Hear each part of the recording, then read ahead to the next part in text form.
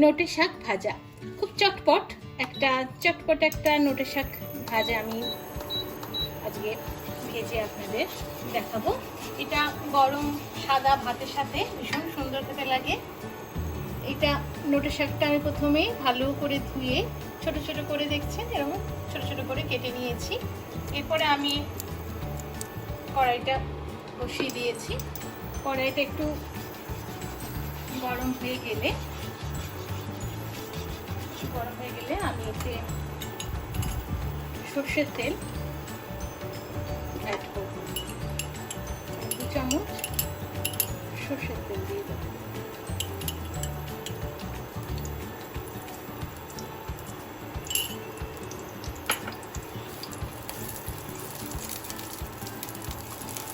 সর্ষের তেলটা ভালো করে কড়াইতে মাখিয়ে নেবেন।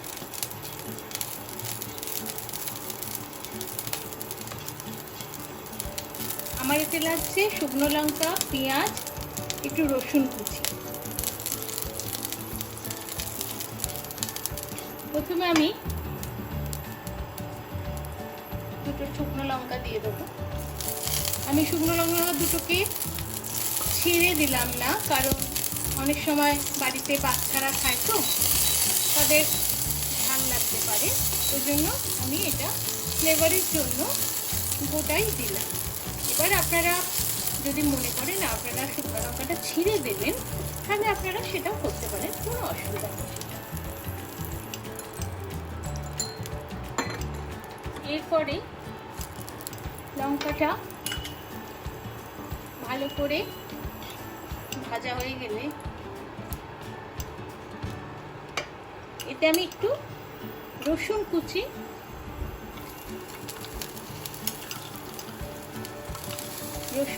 অ্যাড করে দেব। রসুন কুচি অ্যাড করে দেব।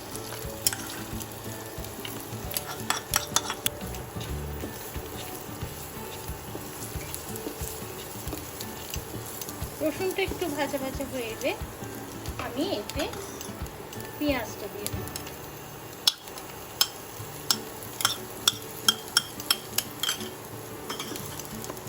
ওয়েট করব যতক্ষণ না এটা হালকা বাদামি হয়ে ভাজা হচ্ছে।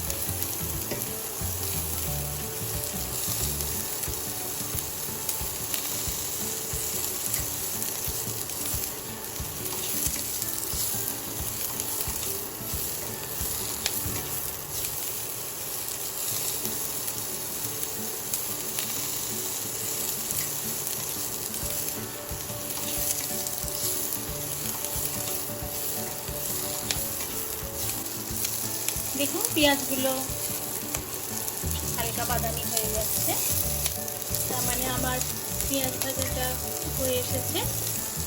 এবার আমি আস্তে আস্তে এটা শাকটা মিশিয়ে দেব।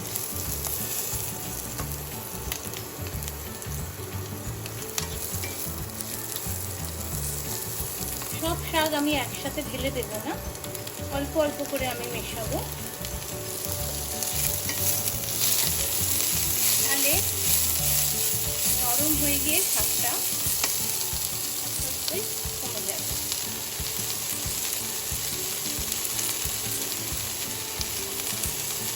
একটু করে শাক দিয়ে এটাকে নেড়ে চেড়ে দেবো।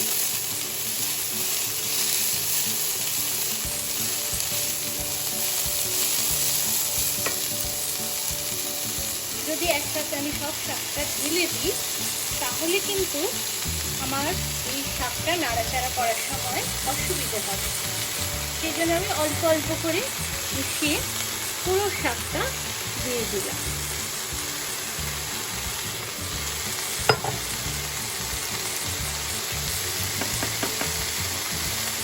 এবার আমি এটাকে ভালো করে নাড়তে থাকবো।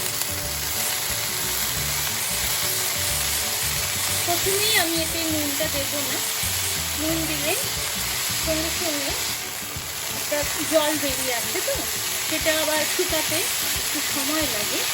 সেজন্য আমি এটা প্রথমে নুনটা মেশালাম, আমি একটু ভাজতে দিলাম।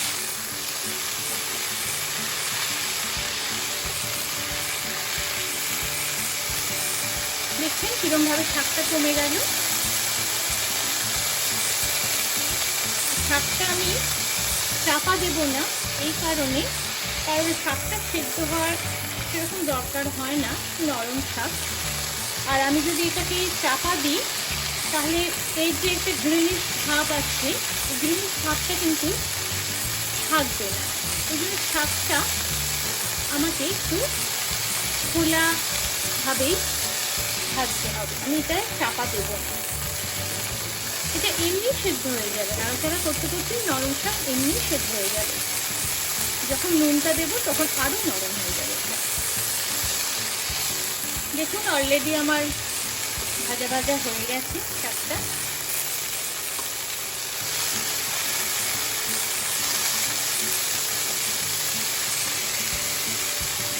দেখছেন একটা সুন্দর একটা গ্রিনিশ ভাব কিন্তু শাকে আসছে।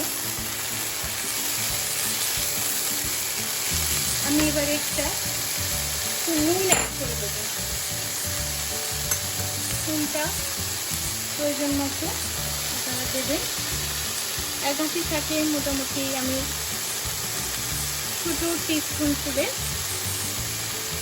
1/2 টিস্পুন করে দিচ্ছি।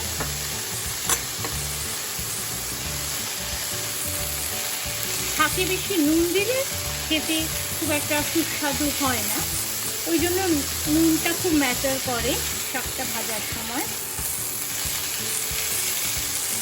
নুনটা প্রথমে একটু অল্পই দেবেন, যদি মনে হয় নুনটা কম হচ্ছে তখন পরেও নুনটা আপনি একটু মিক্স করতে পারেন, সেটাতে কোনো অসুবিধা নেই। কিন্তু প্রথমেই যদি আপনি বেশি নুনটা দিয়ে ফেলেন তাহলে কিন্তু সেটা আর কিছু করা যাবে না। দেখুন শাকটা আমার প্রায় ভাজা হয়ে গেছে।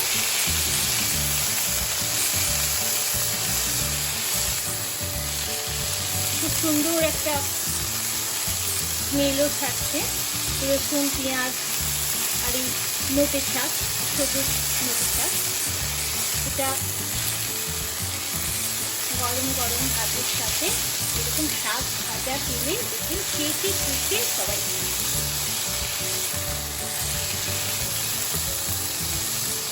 যদি কেউ কম তেলে রান্না খান তাহলে এতে আর কোনো তেল এক্সট্রা করে মেশানোর দরকার নেই। কিন্তু যদি মনে করেন একটু বেশি তেল খাবেন তাহলে এই শাক ভাজার শেষে আপনি কাঁচা তেল আর একটু ছড়িয়ে দিতে পারেন, না দিলেও কিন্তু কোনো অসুবিধা নেই। যারা কম তেল খেতে চান তারা এটা না ছড়ালেও কোনো অসুবিধা নেই।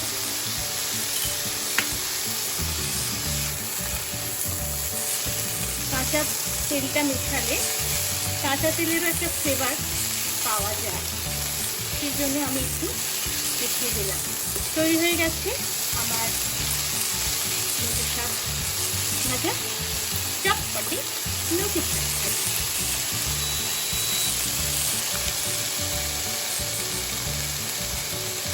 এবার আমি তৈরি হয়ে গেছে আমার চটপটে নোটে শাক ভাজা। এবার আমি নোটে শাক ভাজাটা ঢেলে রাখবো, তারপর গরম গরম পরিবেশন করে দেব।